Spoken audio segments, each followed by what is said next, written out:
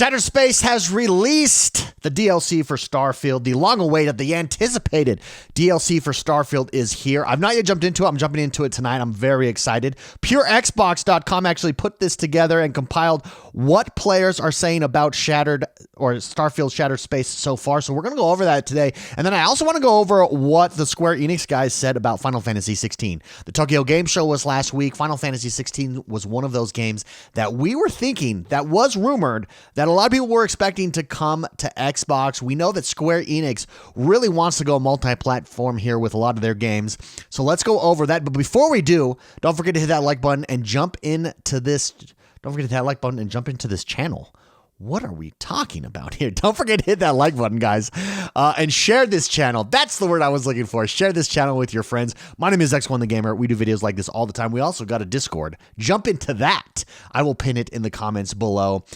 But here's what players are saying about Shattered Space so far. Now, this did launch since it's DLC. It did launch to 0 reviews because it's DLC. I don't think they gave early access to anybody. I think that might be something that is the norm going forward, especially in story-based games, to not give away spoilers before anything is dropped and released. I am seeing people who have already beaten it saying it's about 10 hours for the main campaign, but I've yet to see full thoughts or full-fledged reviews. I would imagine we start to get those over the next couple of days. One of the things that really stands out here with Shattered Space compared to the rest of Starfield is that everything happens on one planet. This is House Varun that we're jumping into. This is something that I'm very excited for. It's a totally handcrafted planet that you will never need to leave in order to fully experience the DLC. Now, I think this is a big step forward. I think this was smart of them to do because one of the main complaints about Starfield is this break in immersion because of the constant loading screen. So for instance, if you got to travel to different planets,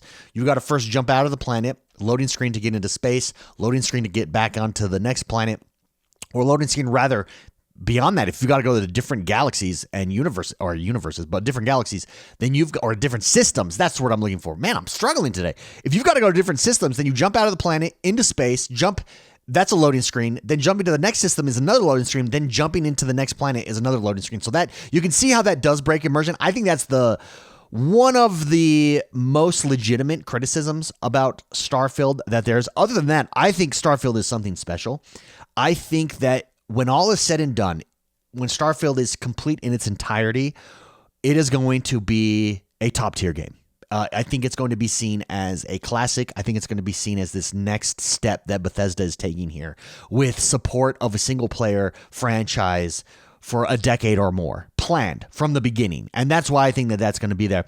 Here is the article from PureXbox.com. This is from our main man, Fraser Gilbert. Make sure you go follow PureXbox.com for your daily news. Despite some teething issues yesterday, there are some issues. Well, a guy in our Discord actually said that he couldn't load it up. Looks like that's all been fixed. Starfield Shattered Space is now getting played by a whole bunch of Xbox and PC users, and we thought it'd be a good idea to bring you some early impressions. It's definitely nice to see so much positivity out there already. Looking at the Starfield Reddit community, a lot of the top posts are praising how much fun Shattered Space DLC is, with some even going as far as calling it a must-play. That is what I've seen. I've seen it on Twitter, actually, so far, that a lot of people are really enjoying themselves so far. Absolute must play by Sentinel5929. Here is Flow 390. I'm enjoying it a lot. The exploration is much closer to what we've seen in previous games. Things are still spread out, but there are a good number of POIs outside Dazra, and they aren't marked until you get closer. Then they show up on your compass.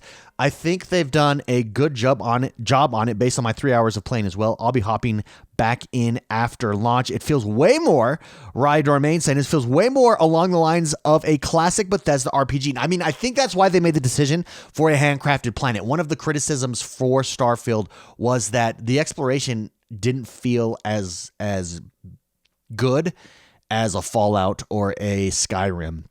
But I think a lot of that had to do with a few things. At launch, if you remember, number one, we had terrible maps. The maps have been greatly improved. Number two, we now have cars and vehicles for travel, so that helps with exploration as well. But number three, it was also this like having to jump to different planets. So having handcrafted planets is huge here. And I think one of the big criticisms, my brother gives this criticism, he says there's too many planets. Like, why not make it way less planets, but make each of them handcrafted? I understand that critique, But I think long term, you want all those systems because of player created content. I mean, it basically enables endless mods on any planet at all, which I think is absolutely huge. But I do think there is something to be said about handcrafted experiences and planets in Starfield. Ray Domain feels way more along the lines of a classic Bethesda RPG. The interhouse conflict seemed pretty interesting. I was hoping for a little more nuance between blind belief and I don't really buy it, but maybe that'll open up later on. Really enjoying it so far. Shattered Space has a mixed rating on Steam as well, and then there's some negative reviews there. Here's the thing. I think it's still a polarizing game. I actually don't believe the Steam reviews at all because here's how the Steam reviews go. I actually think it's trending positive, not mixed, because you have someone with 1,000 hours of playtime and they're like, I hate this game. Well, bro, you just spent 1,000 hours in it. How do you hate the game? How do you give it a 0 when you spent over 1,000 hours in the game? It makes no sense.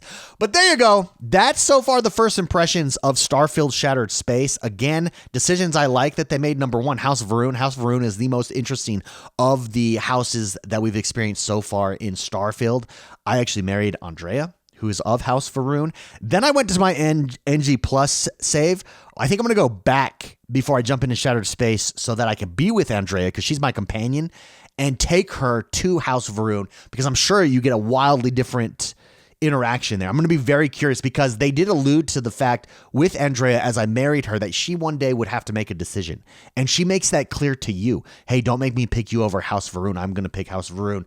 She alludes to that a few times as you interact with her. So I want to see that play out. I want to see how that plays out. And I want to see what it's like being with her as a campaign member over on with House Va'ruun in Shattered Space. So would love to know who's jumped into it so far. If you have, let me know what your first impressions and thoughts are in the comments below. If you've not, will you be jumping back into it? If you've never jumped into Starfield, does this make you want to jump into it at all? Or if you've been away for a while, are you going to be jumping back into it? Again, let me know in the comments below. And let's jump over to some Final Fantasy XVI news because I think this was a little bit of a disappointment for a lot of people. We did get Final Fantasy Pixels Remastered, which is huge. I bought it, I downloaded it, I started playing it this weekend. My goal is to go through all of the Final Fantasies in that package so that I'm up to date and I can dive in deep. I'm diving in deep on the world that is Final Fantasy because I never have done that before. Here is Jez Corden over at WindowsCentral.com. We do want to release it on Xbox. Square Enix confirms goal to bring Final Fantasy XVI to Xbox. Here's the thing. We know from earnings calls, we know Square Enix is dissatisfied rather, with the amount of sales that they've gotten on their games. The only game that has really seen any growth there is their online game, which is multi-platform, is available everywhere. And you get this feeling that Square Enix is just waiting for that PlayStation. PlayStation must have 7 especially just on absolute lockdown with their contract with Square Enix. Same with 16, I think. So you have this kind of battle of interests here. Square Enix wants to grow their games. PlayStation wants to grow their hardware. Rightfully so. I think it's a smart business decision for them to lock up games like Final Fantasy XVI, even if just temporarily, and lock up games like Final Fantasy VII Remake as well. I think that's absolutely a smart move for them, but I think you're starting to see a conflict of interest here, and that Square Enix, it seems, does not want to be exclusive, that they want out everywhere. So here is what the article says. Let's actually jump here. Indeed, Square Enix has commented repeatedly about its recent Final Fantasy game, saying that they've, quote, missed targets. To that end, Square Enix has begun adopting more of a multi-platform approach, with games like Final Fantasy Pixel Remastered launching on Xbox, as well as World of Warcraft competitor Final Fantasy XIV. Quote, now we are moving towards the policy of releasing our games on a multi-platform basis, and we really want as many players as possible to play our titles, especially in a 2024 ecosystem where microtransactions are the norm, where continual updates, long-term ecosystems, live service games are the norms. You do want as many players playing your games as possible. It's why Final Fantasy Online, Final Fantasy 14 has seen so much success for them as well. So in an interview, Naoki Yoshida emphasized that Square Enix is planning to bring flagship titles like Final Fantasy XVI to Xbox as well. Although it seems more like an aspirational plan right now, given the firm's growing pains as it moves towards multi-platform game development. Here's the thing. I think, like I said before, PlayStation clearly has these contracts on lockdown. No doubt there. Here's what he said. Of course, we did announce the PC version of the game, so looking towards the Xbox version, we do want to release it on Xbox, Yoshida said. But when it comes to the specifics, such as when the game would be available and such, we are not in a position to be able to share anything. That's because of their contract. No doubt that's because of their contract. But of course, I want to say that it's not as if there's zero hope, and we very much want to achieve that. So players should not give up in terms of their hopes.